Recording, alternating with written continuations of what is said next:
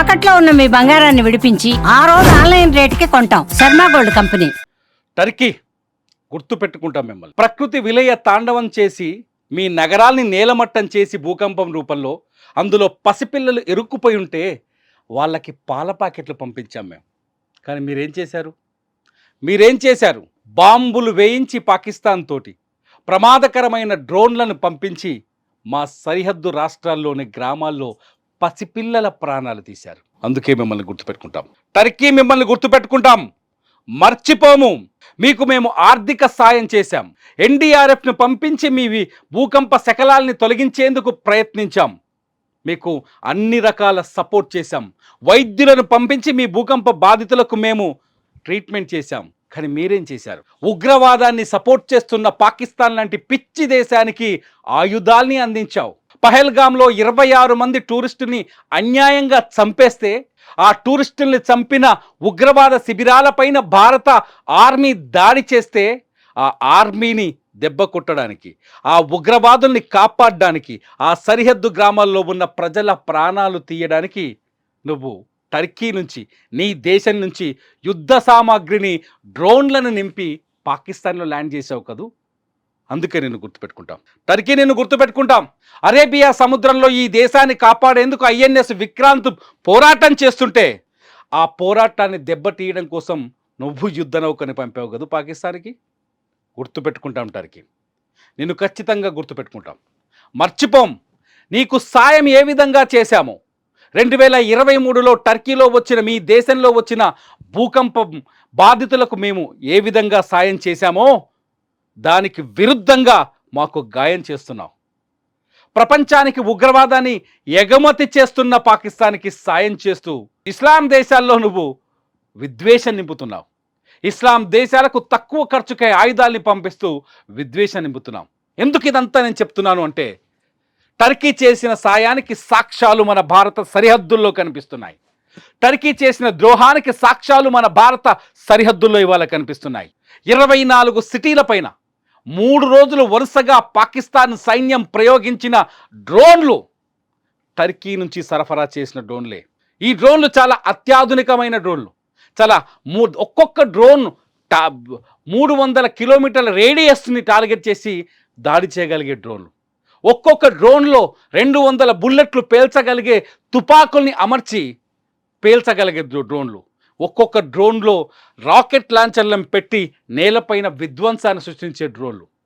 భారతదేశానికి శక్తివంతమైన దేశం, తెలివైన దేశం, ఎటువంటి క్షిపణులైనా ఎదుర్కొనే దమ్ముంది కాబట్టి, S-400 లాంటి యాంటీ డిఫెన్స్ మిసైల్స్ ఉన్నాయి కాబట్టి,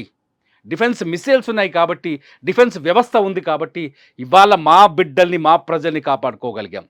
నీ బిడ్డలు మట్టిలో కూరుకుపోతే, భూకంపం వచ్చి మీ పిల్లలు మట్టిలో కూరుకుపోతే వాళ్ళని వెలికి తీసాం మేం. కానీ వాళ్ళ ప్రాణం తీయాలని ఒక్కరోజు కూడా ఆలోచించలేదు ఈ భారత్. వాళ్ళ ప్రాణం తీయాలని ఒక్కరోజు కూడా ఆలోచించలేదు మా భారత ప్రధాని మోదీ. కానీ మీరేం చేశారు? అన్యం పుణ్యం ఎరగని అమాయకులైన పసిపిల్లల పైన బాంబులేసేందుకు డ్రోన్లు ఇచ్చావు, ఎగిరే బాంబులు ఇచ్చావు. టర్కీ భారీ ఎత్తున పాకిస్తాన్కి ఆయుధ సామాగ్రిని అందించింది, బయటకి దొంగ నాటకాలు ఆడింది. పహల్గామ్లో మానవత్వం హత్యకు గురి కాలేదా? పహల్గామ్లో 26 మంది అమాయకులు చనిపోతే వాళ్ళ రక్తం బయటకు వచ్చి తుపాకీ గుళ్ళకు అలా రక్తం బయటకు వచ్చి పడుతుంటే అది మీ కళ్ళకు కనిపించలేదా? యుద్ధం చేసేవాడు కదా యుద్ధం చేయాల్సింది. అమాయకమైన, తిరగబడలేని అమాయకులని కాలిస్తే కనీసం కామెంట్ కూడా ఎందుకు చేయలేదు టర్కీ ప్రధాని? ఎందుకు కామెంట్ కూడా చేయలేదు టర్కీ అధ్యక్షుడు? ఆఖరికి కర్కశమైన హృదయం ఉన్న చైనా కూడా కామెంట్ చేసింది. ఇవాళ పాకిస్తాన్కి బహిరంగంగా మద్దతు ప్రకటిస్తామని బహిరంగంగా చెప్పింది, దొంగతనంగా కాకుండా చైనా. కానీ టర్కీ ఏం చేస్తుంది?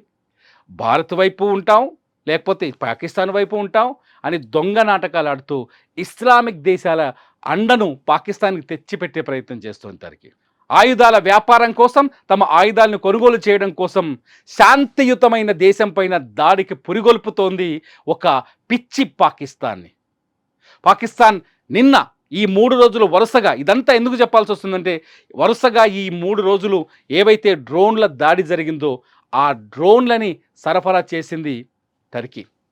దాదాపు రోజుకు 200 నుంచి 300 డ్రోన్లు సరిహద్దుల్లో గుజరాత్, రాజస్థాన్, పంజాబ్, జమ్మూ కాశ్మీర్ రాష్ట్రాల సరిహద్దుల్లో, పాకిస్తాన్ భూభాగానికి ఆనుకొని ఉన్న సరిహద్దుల్లో పేలి ఇళ్లపైన వచ్చి దాడులు చేసిన డ్రోన్లు టర్కీ నుంచి దిగుమతి చేసుకున్నాయని ఆధారాలు మన ఆర్మీ దగ్గర, మన సైన్యం దగ్గర ఉన్నాయి.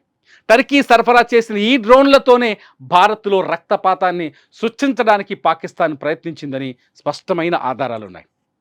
టర్కీ సరఫరా చేసిన ఎగిరే బాంబుల్నే మనపైన ప్రయోగించారని స్పష్టమైన వాటి శకలాలు చెబుతున్నాయి. యుద్ధం వద్దు అని భారతదేశం డిఫెన్స్ చేసింది. యుద్ధం వద్దు, పాకిస్తాన్ శత్రు దేశమైనప్పటికీ వాళ్ళ మీద పగ తీర్చుకోవద్దు అని ఓపికతో ఎదురు చూసింది.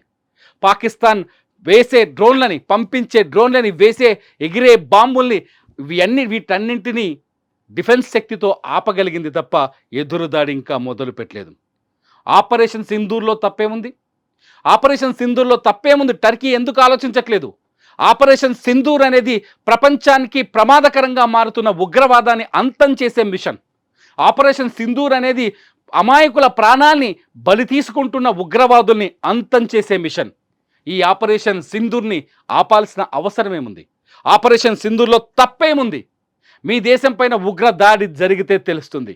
మొత్తం ఉన్మాదంగా మారి, మతోన్మాదం పెచ్చుమీరి నాశనం చే సామాన్య ప్రజల ప్రాణాల్ని బలి తీసుకుంటే మీకు అర్థమవుతుంది.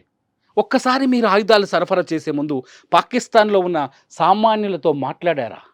అక్కడి ప్రజలు ఏం కోరుకుంటున్నారో తెలుసుకున్నారా?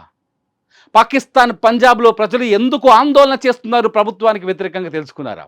పాకిస్తాన్ సింధు ప్రావిన్స్లో ప్రజలు ఎందుకు నిరాహార దీక్షలు చేస్తున్నారు తెలుసుకున్నారా? పాకిస్తాన్లోని బలూచిస్తాన్ ప్రజలు ఎందుకు బిఎల్ఏ అనే ఒక దళంతో పాకిస్తాన్పై, ప్రభుత్వంపై తిరగబడుతున్నారో తెలుసుకున్నారా? ద్రోహం, దోచుకోవడం, దోచేయటమేనా మీ లక్ష్యం? వాటికైనా మీ మద్దతు? అందుకే గుర్తుంచుకుంటాం టర్కీ. మర్చిపోం టర్కీ. నువ్వు పంపించిన ఆయుధాలు, పంపించిన విమానాన్ని గుర్తుంచుకుంటాం. అరేబియా సముద్రంలోకి పంపించిన యుద్ధ నౌకని గుర్తుంచుకుంటాం. నువ్వు భారతదేశ సరిహద్దులు దాటి పేల్చిన నీ డ్రోన్లని గుర్తుంచుకుంటాం. నీ భారతదేశానికి వ్యతిరేకంగా ప్రపంచ వేదికలపైన కశ్మీర్కు వ్యతిరేకంగా నువ్వు చేస్తున్న కామెంట్స్ను కూడా గుర్తుంచుకుంటాం. ఒకరోజు ఈ దేశానికి వస్తుంది, నీకు బుద్ధి చెప్పే రోజు వస్తుంది. మీరేమనుకుంటున్నారు? డర్టీ టర్కీకి బుద్ధి చెప్పాల్సిన అవసరం ఉందా లేదా? ఈ వీడియో కింద కామెంట్ చేయండి. చూస్తూనే ఉండండి సుమన్ టీవీ.